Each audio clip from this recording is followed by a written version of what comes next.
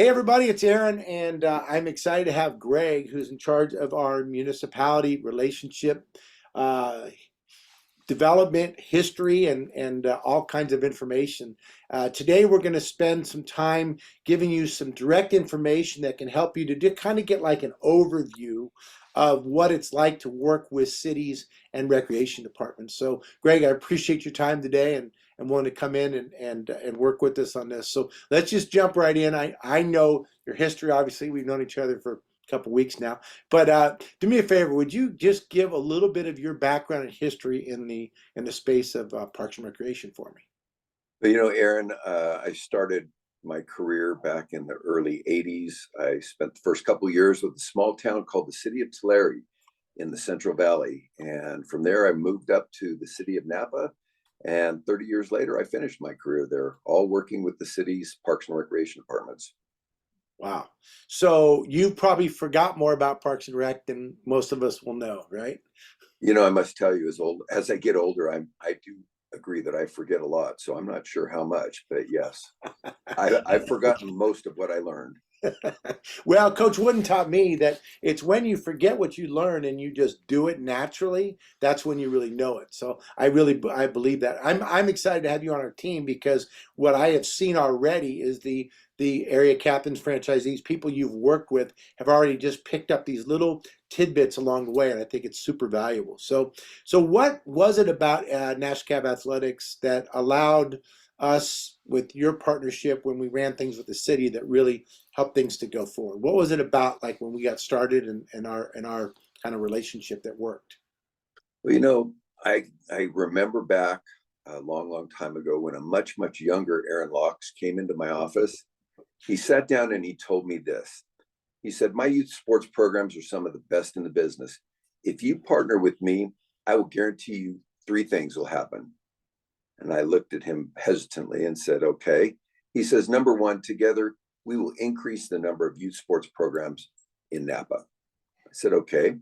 He said, "Number two, our programs will always offer your parents 100% satisfaction guarantee," because he knew that was important to me. That was our city's policy. Our recreation department's policy was 100% satisfaction guaranteed. He'd done his research. And number three, he says, "I will always do what I say I will do, and I will never leave you hanging."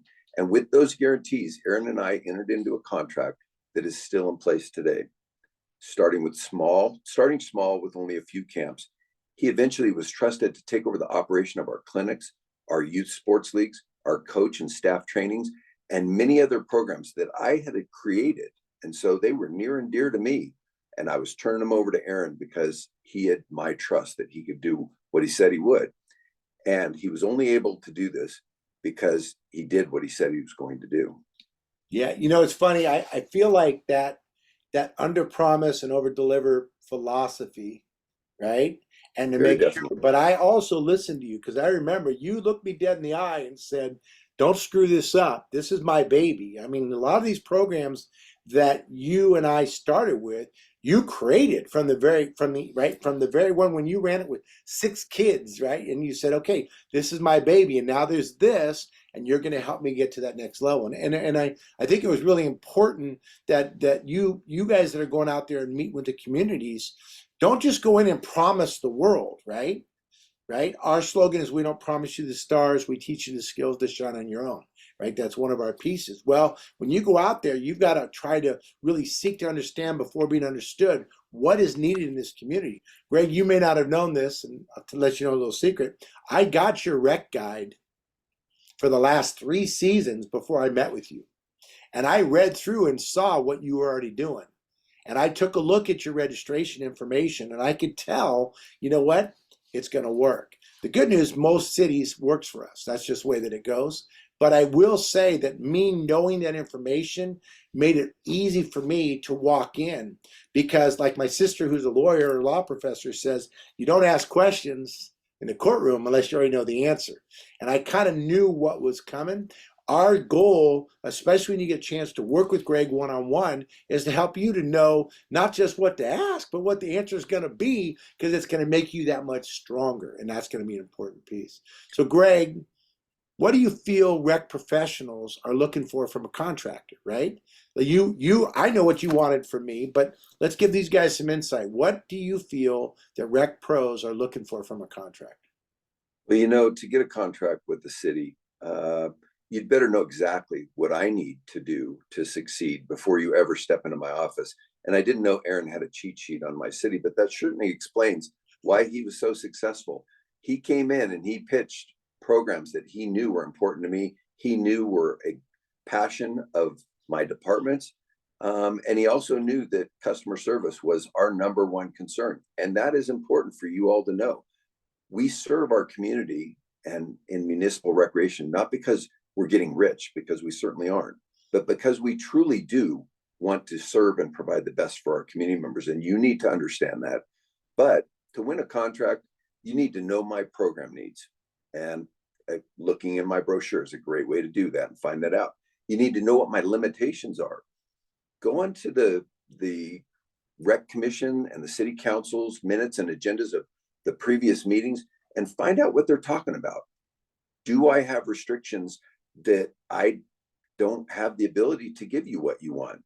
So it helps you focus your program pitch to really what I can do and what I'm looking for. And lastly, be ready to communicate how you and your programs that you're bringing to my city are the solution to all of my problems. You are going to help me and my department serve my community more successfully by being together. That's what I want to hear. That's Yeah. how you get a contract. And to grow a contract, it's very simple. Don't ever overpromise and underproduce because you only get one of those. And once you have one of those, we're done. What Aaron did is Aaron consistently overproduced.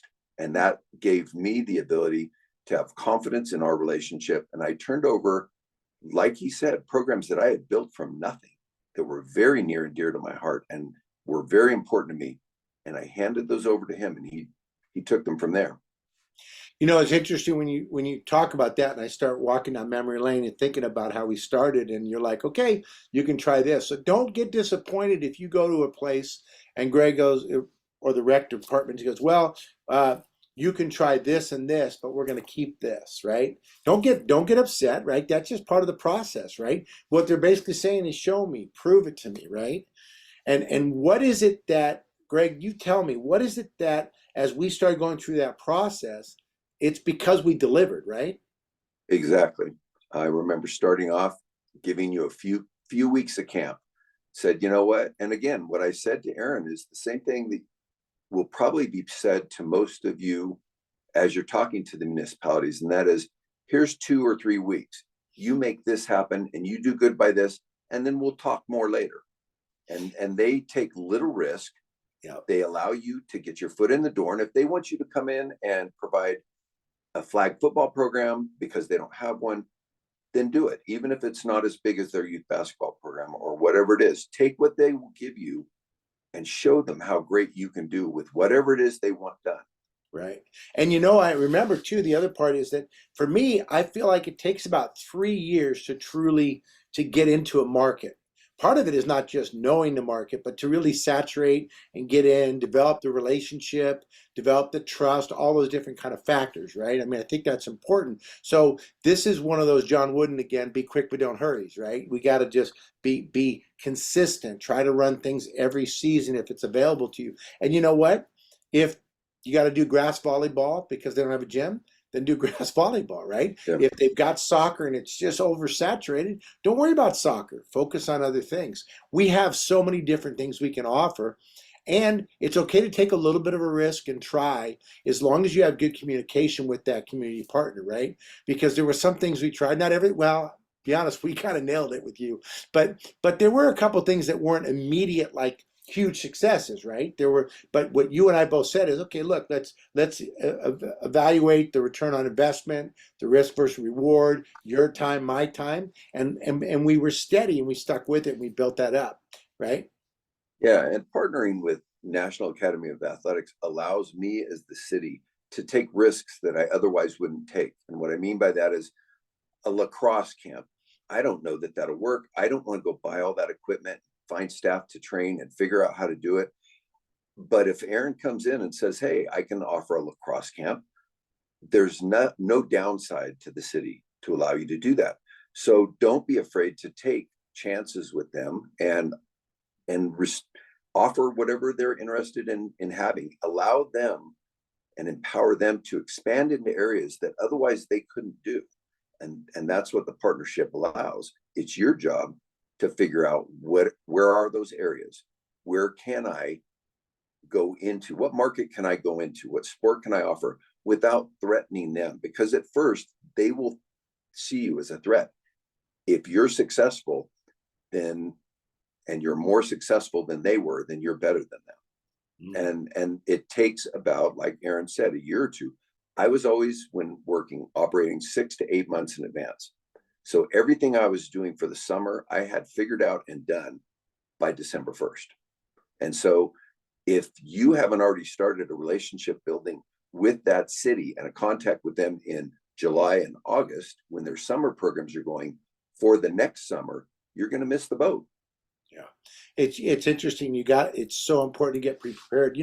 Understanding the city side of it. When I started working with you, after we've been working on stuff for years, decade maybe, then I started to look at it and go, wait a second, there's more to the story, and I really thought that was great. There's three primary types of um, philosophies and budgets within Parks and Recreation that we deal with, right? There's the subsidized one, which I'd like you to kind of give us a little bit of explanation, the full recovery, break even as it is, or cost recovery, and then there's the profit center. So can you kind of give us, I think it's really important you guys pay attention to this, because if you understand the philosophy of the recreation department for the individual program. And by the way, it may not be the total philosophy, right, Greg? It might be this program is this program is this. But if you know these three, it's really going to help you out.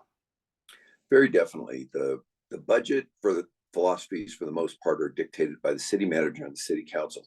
Nothing to do with the department at all. But within the department, you will find that each of the program areas have different philosophies of cost recovery. For example, a subsidized program are the ones that offer great value to the community, but cost too much to offer.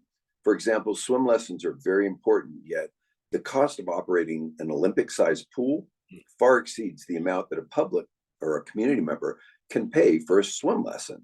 And as a result, the city's willing to subsidize a lot of that cost. Full cost recovery are programs very similar to your camps. These programs generate all of the costs that it takes to offer them, plus some. And as such, a perfect example would be cities have no related expenses when offering these camps, yet they receive a very generous percentage of the revenues brought in by those camps. And I guess you could think of it this way. If you're producing more revenue than expenses, that's full cost recovery. Many program areas have percentages of cost recovery. Youth sports may be in it itself as a division required to recover 50% of what it costs to offer those programs. Okay. Whereas adult sports may be required to recuperate 100% of their costs, indirect and direct costs. So it's very important that you understand what are the budgets, because you set the price. You need to be aware of what their cost, what the competition is charging, what a comfortable price point is for them, for the programs you're offering. But equally as important, when you're making that communication with the city, you need to be able to communicate to them, you're guaranteeing them a percentage of profit with no expenses. That will be their full cost recovery. Profit centers are pretty few and far between, and traditionally don't happen. They're usually something, excuse me, that you would find a restaurant, a pizza place that has been built into a softball complex. The city doesn't want to run the pizza place. They don't want to hire pizza makers. So what they do is they contract with a restaurateur or private owned or private citizen to then go run that operation. And that is a profit center because they will always just get profit from that with no associated expenses at all. So wait, if I heard you, but I want to hear you say, but I was going to go back for a second. So I think what I heard you say is most of the programs we're going to run, although there may be some that are subsidized, primarily is going to fall on that cost recovery. And the cost recovery is really understanding that we run the program for the city, right, in partnership. They're going to get revenue, and that revenue is going to allow them to provide even more programming to their community, a larger variety, hopefully higher quality, with less work direct to them. Is that correct? Traditionally, what will be the result of our programs for the city is it will increase the amount of revenue and not the expenditures. So when they end the year, they may have had budgeted for youth sports to generate $300,000 worth of income and spend $250,000 in expenditures. By contracting with us, they will go from $300,000 in income to 325, but their expenses will remain the same because they don't incur any direct expenses from operating with us. Got it. So on budget, real quick, how would you say is like understanding the budget? You've used that 3 times now. If I'm listening, it's important. How if I'm out there trying to understand it? Okay, my business, I'm starting out. How do I understand or figure out a city budget? How does that come about? Well, you really need to do a couple things. You need to look on the city's website, and it will tell you what the city's budget is. It will break down in every division all of the costs because it's an approved document by the city council, and as such, it needs to be able to be seen by the public. Once you have that, that gives you an idea of what currently they're doing, and that gives you the ability when you go in and talk to the rec coordinator or the rec supervisor or the leader, whoever you're meeting with, it gives you a good understanding of where they're at and are they in a downward spiral? Are they cutting budgets or are they adding to budgets? So I would start off first with going to the city council's website and looking at the minutes of those meetings and pulling up the budget. It'll give you the entire city budget. Got it. That'll tell you. You know, knowledge is power, right? And understanding that is so important. I know going to city meetings and listening and just being present is there. I've presented at meetings like that as well, which is a good one. So you know, outreach is so important, right? And we've got a lot of different channels on our systems that we train people to use. Our big philosophy is to connect with each one community partner once a week, send a postcard, visit, Zoom, phone call, write a card, you know, whatever it is, right? So what do you feel from emails, calls, visit in person, like what do you feel is the best way to not only just the original outreach, but also that to develop that relationship? I think you'll need to be the judge of that, honestly. Everyone's different. Short and sweet is always best, however you choose to connect.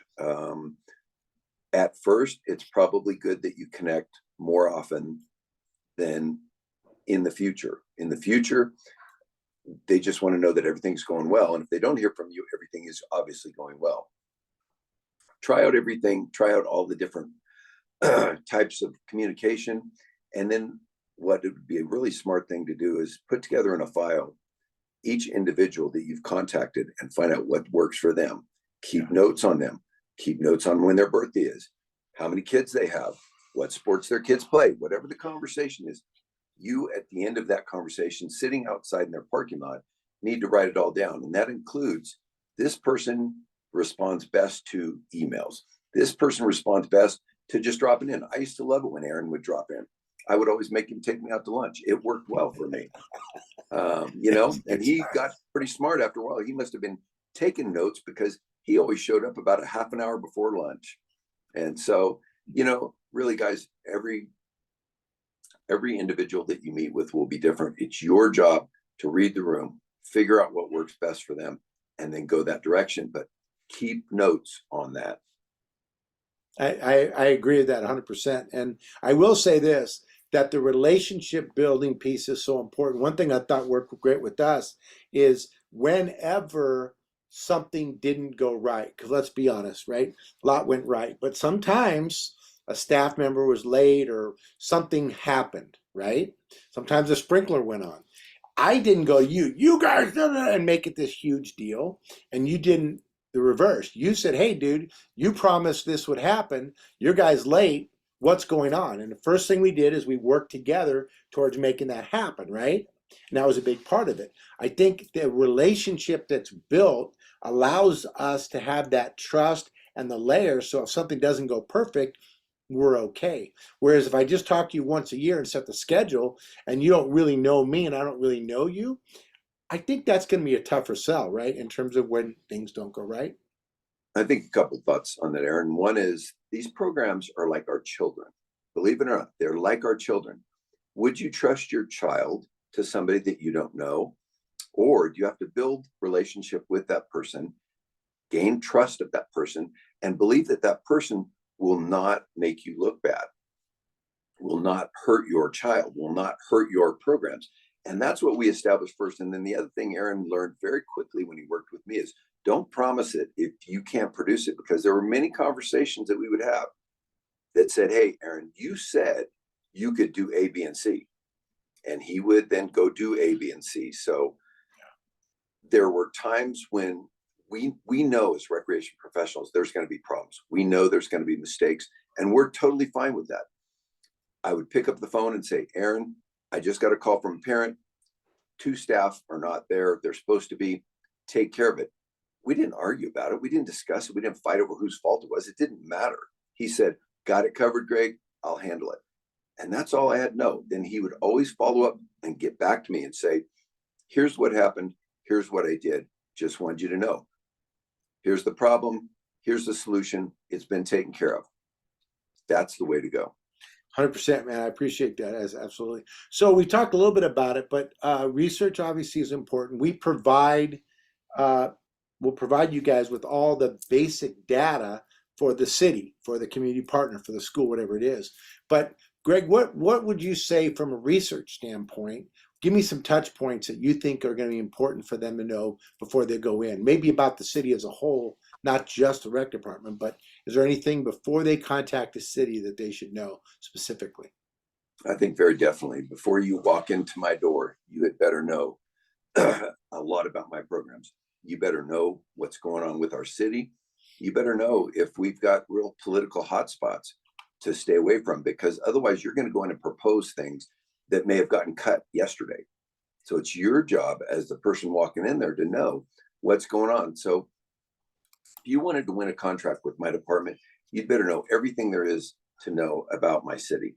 You better know who's my competition, know if my department is growing or cutting services, know what my commissioners and councils say is most important, because if the council member ran on the condition he will provide incredible growth in youth sports, boy, you should see that and jump all over that and go to that department. Tell him, I'm your guy.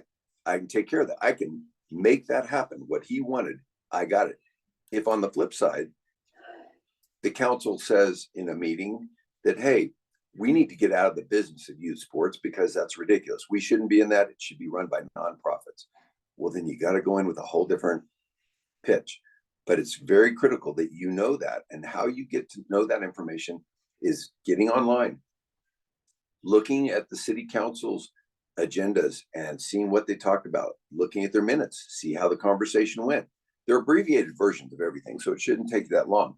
Right. The other critical element is going to the Parks and Rec Commission sites as well and finding out the same information. What are they talking about? And I'm telling you guys, that will frame your pitch and your program proposals in a way that will be far more successful. Yeah, you'll sound professional. You'll sound knowledgeable, and that's what we are. We've got to go in as experts, right? You're a rec professional. That's what you do. We've got to be the same, and we've got to be able to match on that level. So I think that's great. So now when we talk about the relationships, and we've mentioned relationships a lot, if these guys are going to go out and start to develop a new relationship with the city, and they've got no brand recognition or anything, they're just starting out. What do you do, man? I think the first thing you do is get online. Get online and Google is your friend here. You can Google anything and you can find out everything about what's going on through their social media. You can look at their community, know their budgets, know their mission statements. Mission statements are developed and paid a lot of money to develop, and then they put them on the shelf, never to be used again. But if you go in and say, hey, it says here in your mission statement that you wanted to provide enhanced youth sports programs, I'm your guy. And they'll look at you and think, really? You know, they may not even know what's in their mission statement, but that says a lot about you. It says you did enough research to know that you're a good fit for them. And when you go in to their department, you're giving them solutions to problems that they don't know. How did you know about those problems? How did you know we were having difficulty finding part-time staff for youth basketball? Well, because it was talked about in this Parks and Rec Commission meeting as a problem. I'm here to solve that problem for you guys. So really, I mean, if you think about it, our whole mission is to help your job to be easier. Our job is to make you rec professional look better to the city council, to offer more to your community you serve, to make your job easier so that you can focus on the senior center and the pool and all the other things that you've got to try to juggle, knowing and trusting that we are going to come in and take care of the youth sports programming, right? Exactly. You give me the ability to leverage my time. And if you take away 20% of my time that I was spending on youth sports camps and youth leagues, and you provide the same quality product, and I get a lot of positive feedback for that, then you allow me to take that 20% and apply it to my adult sports program and improve that in my aquatics program, in the senior center. I don't believe any of the people you will run into are going to be single program area people. They're always going to have multiple areas, and they're always going to have more on their lap than they can handle. You're simply taking from them the responsibility of finding staff, recruiting them, training them, hiring them, paperwork, submitting timesheets, training them on how exactly everything works, getting the equipment. You're doing all that for me, but you're doing that as a partnership with me. And together, we get the recognition for that product from our community members. So I don't have to be the one that hires the staff. I don't really care who hires the staff. I'd much rather you do it than me. Right. But make sure they're good. Make sure it's a high quality product like I would produce. And then I'm off doing something else with the time that you save me. I guarantee you my boss is going to give me 20% more work to do, because now Aaron's doing that's the way 20% of city my work works. for me. That's how it goes for sure. All right. So in wrapping up, man, my takeaway, it's to me, I've seen this happen in so many cities over and over again. There's a system and a process. It's not directly to the top, although we've had some that have gone there, but it's usually start the relationship, get this thing going, build it, understand. Don't just walk in blindly. Hey, what are you guys doing on? Know what's going on. Put a piece of the puzzle together, right?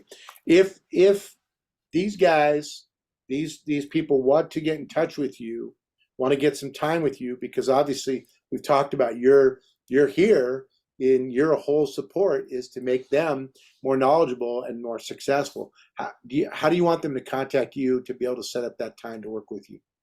You know, I'm comfortable either with getting a hold of me. However you want them to get a hold of me the first time is fine by me. I really would encourage you guys to get a hold of me. Let me sit down and take a broad look of your area that is unbiased and has no preconceived notions about anything. And I will tell you what I see and what I think is the best approach. And here are some things that I found out about your community that I think will be very helpful in you going in the first time and being successful. And I do agree with Aaron that the person that you need to see is not the mayor. The person that you need to see is not the city manager. The person you need to see is not the director of that department.